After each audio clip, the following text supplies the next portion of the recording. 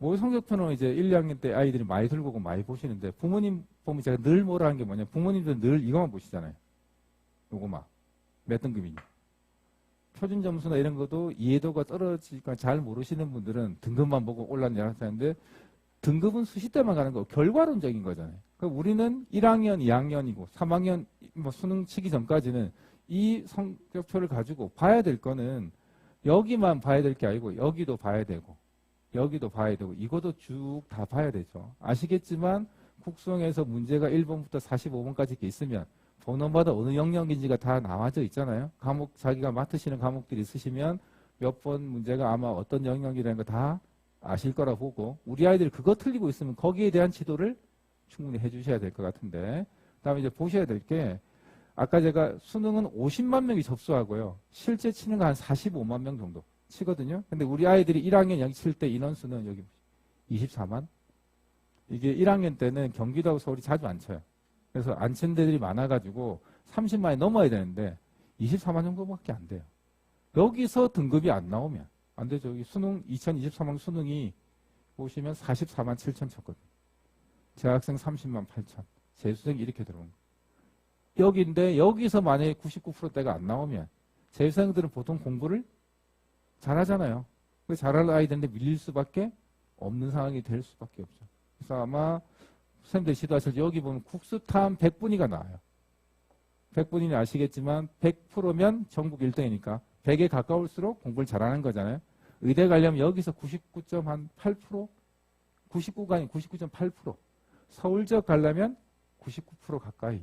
그 정도 찍어요. 물론 인문자연 다르지만 여긴 1학년 때는 인문자연 구분이 없을 거니까 2학년 때 가면 조금 달라지겠지만 1학년 때는 99.8% 나와야 돼요. 그게 안 나온다면 어려울 수 있는 상황이 되더라. 그래서 요거를 아이들한테 잘 보라고 하셔야 되고 그 다음 보시면 여기 E, D, A, B, C, D, A가 80% 이상 맞출 수 있는 거 B가 60%쭉 걔가 E는 20% 이하를 맞추는 거잖아요. 근데 우리 아이들은 온통 학원 가니까 주로 어디 있냐면 여기 있어요. E 맞춘다고 이제 E 맞출 거라고. 특히 남자애들이 객기로 그런 거 있잖아요. 30분 동안 E 한 문제 풀고 나머지 A, B, C 다 틀리고 뭐 이래놓고 나 E 맞췄다고 하는 아이들이 꼭 있어요. 여학생들은 잘 없지만. 근데 수능 점수를 내려면 E는 다 틀려도 돼요. E 다 틀려도 2등급 나올 수 있잖아요. A, B, C, D까지 다 맞추면. 근데 우리 아이들은 E가 무슨 그건지 학원 가도 오로지 그거잖아요.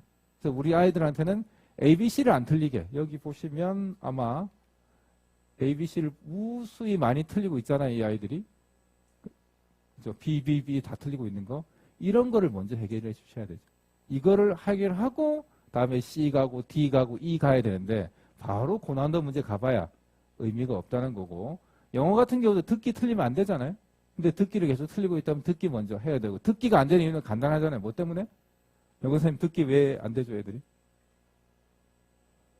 제가 영어 듣기 녹음하는 현장은 안 가봤는데 영어 듣기 녹음하는 외국인하고 이렇게 이야기 들어보니까 영어 듣기 녹음이 자기들이 제일 힘들다더라고요. 그러니까 하는 사람 꼭 한대요. 뭐 어떻게 녹음하냐니까 자기들이 평소 때 제가 이제 강의하듯이 말하는 것처럼 하면 너무 빨라서 아무도 못 알아들으니까 이렇게 강의를 하듯이 영어를 녹음하고 0.8배속인가 0.7배속으로 저속으로 튼대요. 그래 다시 녹음한대요. 그래서 아이 뭐 이래 갈 게 아니고 아이 뭐 이렇게 말을 못하니까 녹음해서 천천히. 그래서 단어만 알면 다 알아들을 수 있고 문제를 풀 수 있는데 문제는 단어를 모른다는 거죠.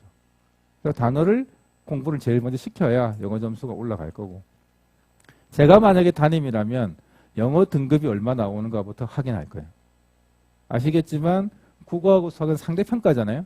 내가 잘해도 나보다 더 잘하는 놈이 있으면 큰일 나지만 성적이 안 나오지만 영어는 절대평가잖아요. 그러니까 우리 아이들 영어가 절대평가라서 점수가 잘 나올 거라고 착각하잖아요. 보통 1등급이 상대평가의 4%지만 영어는 어떤 데는 5%고 어떤 데는 8%긴 하지만 그것도 뭐 몇십 프로 나오는 게 아니에요. 90점 넘어야 1등급이고 80점 넘어야 2등급이잖아요. 90점 넘으려면 3개까지 틀려야 돼요. 4개 틀려야 되지만 2, 3, 2, 3 틀린 애들은 별로 없을 거니까 3, 3, 3. 그래서 88점, 89점이 엄청나게 많잖아요. 그럼 얘는 다 일단 놔두고 제일 먼저 영어부터 해야죠. 79점이네. 영어부터 해야 80점이 돼야죠. 왜냐하면 수시 때 재수생들은 뭐 주로 정시 가니까 재학생들 수시에 가야 된다면 최저학력을 맞출 때 영어만 하는 게 어디 있습니까? 영어 하나가 1 받고 2 받는 게 엄청 큰데 그걸 안 되고 다른 것부터 하는 게 더 큰 문제인 거죠. 그래서 영어가 생각보다 등급이 잘 안 나와요. 작년에 수능 만점자가 3명. 근데 진짜 만점일지 아닐지는 아무도 몰라요. 왜냐면 영어는 100점도 만점이고 90점도 만점이잖아요. 1등급이니까. 근데 100과 90점의 그 10점 차이는 다 똑같은 애들이지만 90점과 89점은 천당과 지옥이죠. 그 1점 때문에 등급이 1이냐 2냐가 달라지는 상황이 될 수밖에 없기 때문에 영어 등급 관리가 아주 중요한 상황. 그래서 영어 공부가 절대평가되면서 등한시하는 경우들이 있는데 영어 공부도 어느 정도 수준을 맞춰주는 게 적어도 수시에 준비하는 재학생들은 충분히 필요한 이야기가 됩니다.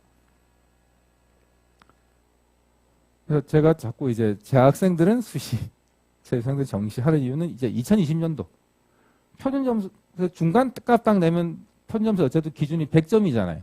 평균 100점이 나와야 되는데 그 100점 만들 때 재학생은 96.5점 국어, 재수생은 109.3 16점 가까이 차이네. 수학도 마찬가지고 이게 2000년만 그런 게 아니고 2021년도 그렇고 2022년도 그래. 2023년 아직 안 나왔어요. 내년에 나올 거니까 계속 13점 이상씩 차이가 나고 있어요. 과목당. 그럼 세 과목 뭐 국어 빼고 국수 탐 합치면 세 과목이면 33점 가면 거의 40점 차이 나잖아요.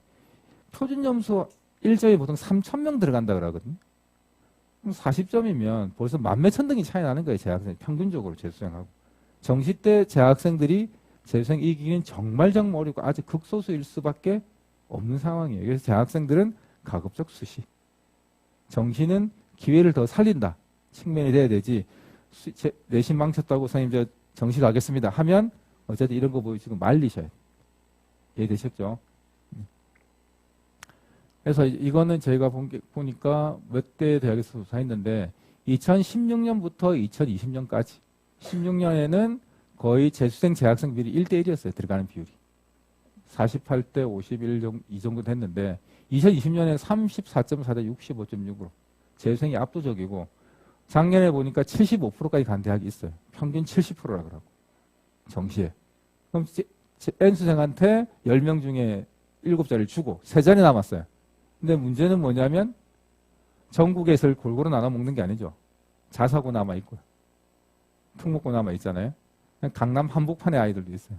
제가 깜짝 놀란 게 어떻게 자료를 찾다 보니까 모분의 도움으로 서울의 강남에 있는 아이들 보니까 정시로 한 학교에서 서울대를 30명씩 지금도 가요. 그게 5-6개가 넘어요. 부산에 여기까지는 좀 그렇네요. 어쨌든 한 학교에 30명씩 가는데 그걸 이길 수 있는 방법 서울대만 그렇게 했어요. 주요 대학 다 그럴 거잖아요. 강남에 있는 아이들이 그런 거예요. 그쪽 학교에는 수시로 뭐라 하면 그걸 싫어한대요. 굳이 왜 복잡하고 정시 때 한 방 깔끔한데. 정시로 올인한 아이들도 아주 많은 상황이라서 버티기가 힘들어요. 제가 아는 지인 통해 가지고 상담을 해달래요. 상담해 주는데 중2인데 미적분 끝났다더라고. 뭐 이래 갈 거라서. 다 끝났다는 개념이 그냥 모의고사 치면 1등급이래요. 애들하고 3학년 치는 거 치면. 그 정도 수준이 된 상황이에요. 그 아이들하고 붙어가지고 이길 수 있는 방법은 별로 없어요. 근데 강남 한복판에 있어가 내신은 고등학교 올라가면 추정컨대 이제 고2가 됐을 건데 중2 때 제가 상담해서 고2인데 1학년 내신이 3점대래요. 그러니까 생각은 수시는 없는 거죠. 의대 가야 되면 이제 뭐 정시로. 정시 40%나 늘어났는데 얼마나 좋겠어요. 그러니까 정시 40%가 공정하다고 생각되시겠지만 어찌 보면 이제 그렇습니다. 이거는 뭐냐면 저희 센터에서 모의고사 치고 나면 수능지 다양한 자료들을 쭉 드리잖아요. 그거 이제 분석한 건데 주황색은 소위 자연계 아이들, 파란색은 인문계 아이들, 인문계열 아이들, 오른쪽 편, 이쪽 편이 표준점수 제일 높은 거, 이쪽이 낮은 거, 다 이쪽이 높죠. 그죠? 그러면 어떻게 하겠습니까?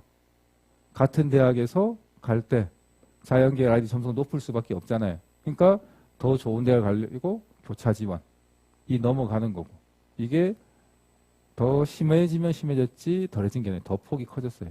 격차가. 올해 더 그럴 수도 있는 상황이 벌어질 수 있고 이러면 정시 때 인문 아이들은 정말 갈 데가 없어요. 자연계 애들이 싹 다 들어올 상황이 벌어질 거니까 그래서 혹시 인문계가 정시 간다면 답 없는 거예요.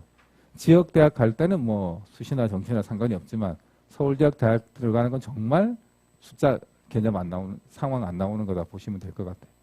요거는 뒤에 계신 선생님께서 해주신 건데 주요 대학들이 구두로 이제 물어보니까 이 정도는 왔더란데 전 이것도 작게 부른 것 같아요. 더 있는 것 같아요. 올해 상황적으로 한국에 대한 작은 거는 한국에 대한 자연계열은 용인에 있어요. 그다음 성균관대는 수원에 있는데 성균관대는 인문 중심 베이스 학교라서 인문 사탐에다 그 탐구 보정값을 줘가지고 훨씬 더 줘서 못 가는 케이스. 서강대가 이렇게 높은 이유는 아시죠? 수학이 48% 반영 정시 때. 근데 미적 탐구 미적 확통 차이가 워낙 크니까 서강대는 수학 못하면 안 되는 거. 수학 만점 받으면 깡패예요. 뭐 국어 3 아무 문제 없어요. 그 정도로 차이가 현격하게 납니다. 그래서 정시로 혹시 대학 가는 게 특히 인문 아이들은 너무너무 어렵다라는 거 이야기해 주시고 수시에 집중하라 라고 해주시면 되겠습니다. 진짜 정시로 가야 되는 내신이 한 3등급인데 뭐 1, 2, 1, 2 왔다 갔다 한다 이 정도 된다 뭐는 제가 정시 가는 거 충분히 고려해 보라 하겠지만 그게 아니고 내신이 한 3, 4인데 수능도 한 3, 4다 정시 의미가 없어요. 갈 때가.